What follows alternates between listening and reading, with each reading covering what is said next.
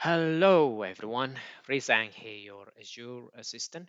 And today's video is Azure Data Factory to do incremental copy with tumbling window trigger. Now, what is incremental copy?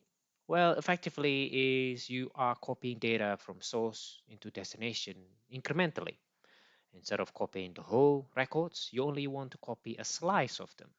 And in this case, we're using a date, a window, let's say from today 1 a.m. into tomorrow 1 a.m. For example, you only picked up records that have been changed or that have changed between that period. And that's basically it. It's very common practice in ETL or data analytics, data platform in general. So I'm just going to show you how it works in Data Factory using tumbling trigger, which in my opinion is the simplest way to do incremental copy. Now let's get straight to the demo and I'll show you what I have now with my Azure Studio. And I have a SQL database dummy called RA-SQLDB here, and I have a table here called dbo.table1. It's got 5 records, Jack, Jill, Jane, Mary. So you see 5 different names and a column name update the date. Now to do incremental copy, you need some sort of timestamp or date to be able to do that slice copy or incremental copy. Now in this case, I have a updated date. Now in your scenario, it could be called differently. It could be last modified date time, or it could be a system generated column that your source data has. For example, I believe in a system like Salesforce, they have, I think they have updated date as a system generated column. So every time a record is updated, that column is automatically updated with when the record is updated. And and yes, and so this is just my dummy table here. And next, I have a data lake Gen 2 uh, created as well, and I have one test container here called test 1. At the moment, I have nothing, just blank.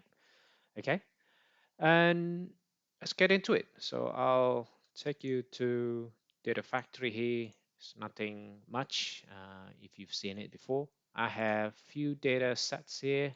One is the SQL database itself. It's already connected to that SQL database and also a data lake. Now I set the container name test1, which is what we've got, and I parameterize the folder and the file name, and you'll see why. And now I'll just create a new pipeline to show you how I do incremental copy. I just stick to this name, I'm fine, and just copy data. And for the source, I'm just gonna go to SQL DB. I choose query because it's simpler for this demo, and I'm just gonna pick the query that I have created before. Save some time, really.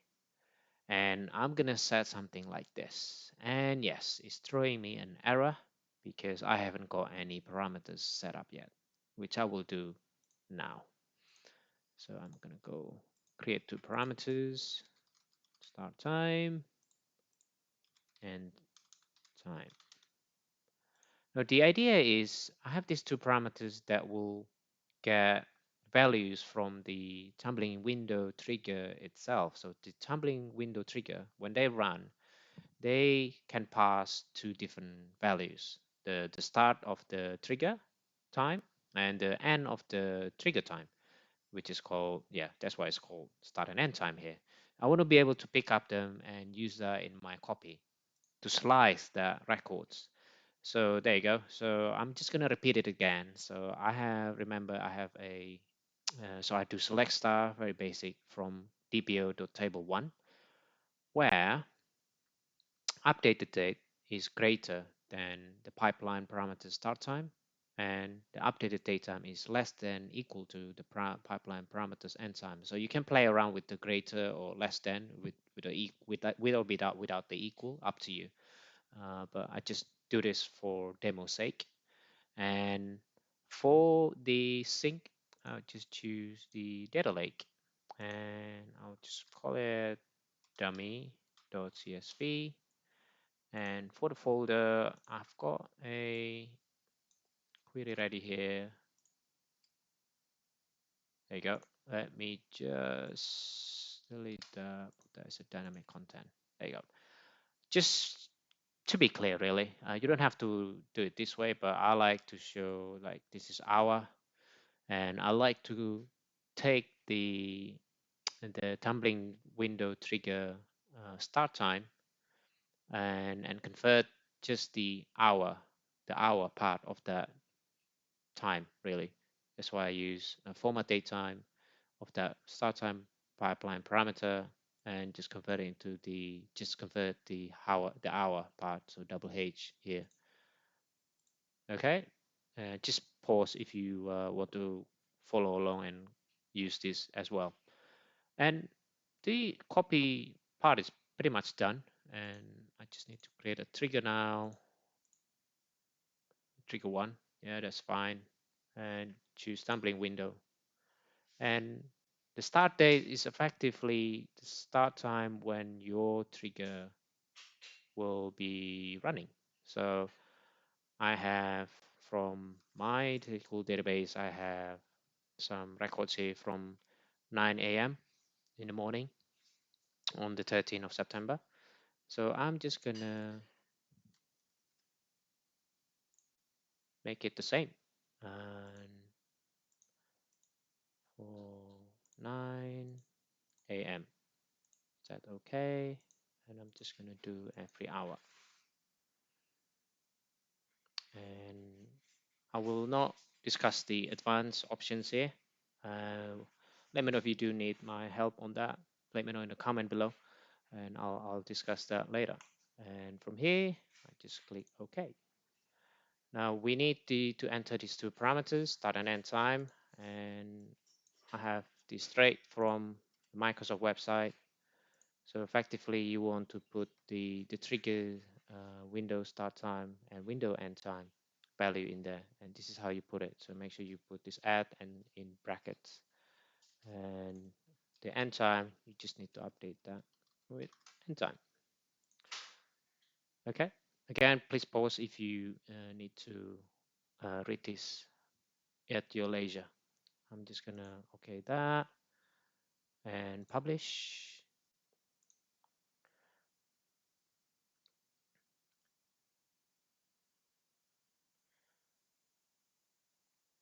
Now, what happens is when this publish completes, you see that my triggers, that trigger I set up, runs now, and it runs 4 times because I set it from 9 a.m. So from 9 a.m. to now is actually about what 2 p.m. So it's got 4 hours in between. So 9 to 10, 10 to 11, 11 to 12, and 12 to 1. And I think now in my time I'm like just before 2 o'clock.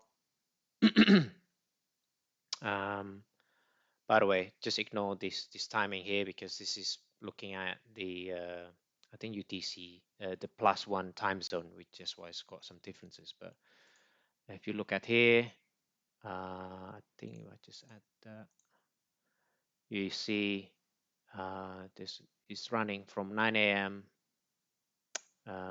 Sorry, my apologies. This is time zone +1. So that's why when you set to 9 a.m. In Azure, your time zone might convert that time to where your computer or desktop time zone is. And in my case, happens to be +1, so that's why it's 10. But if you look at the pipeline runs here, succeeded, and let me just add that time in here. You should see, yeah, there you go, 9 to 10, 10, 11, 12 to 1, and there's one here, 11 to 12. It's not really in the right order, but you can obviously order it if you want. And they're all successful. And if I go back to data lake here, and if I refresh, I've got these 4 folders. This is why I set the destination with hour and then format the hour earlier. So if I just open this one, dummy CSV, if I just open that,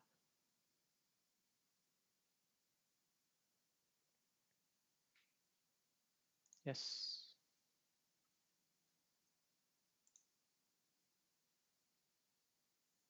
hang on a second. There you go. So I have just one record because there's only one record between 9 a.m. and 10 a.m. Of this. And if I just want to clarify this again, and if you look at the dummy table here, when a record is updated, let's say Bob here updated, get updated tomorrow, the updated date should change according to when that record is changed. So it should follow. And the tumbling trigger, if you set it hourly, it will just pick up the change at the new window. So that's effectively how it works. And yeah, that's basically it. That's how you do incremental copy with tumbling window trigger in Azure Data Factory. I hope you find that useful. And if you like this video today, please subscribe and press thumbs to like. And if you don't, please let me know why in the comments down below. And that's it for today. And have a great time. Thank you.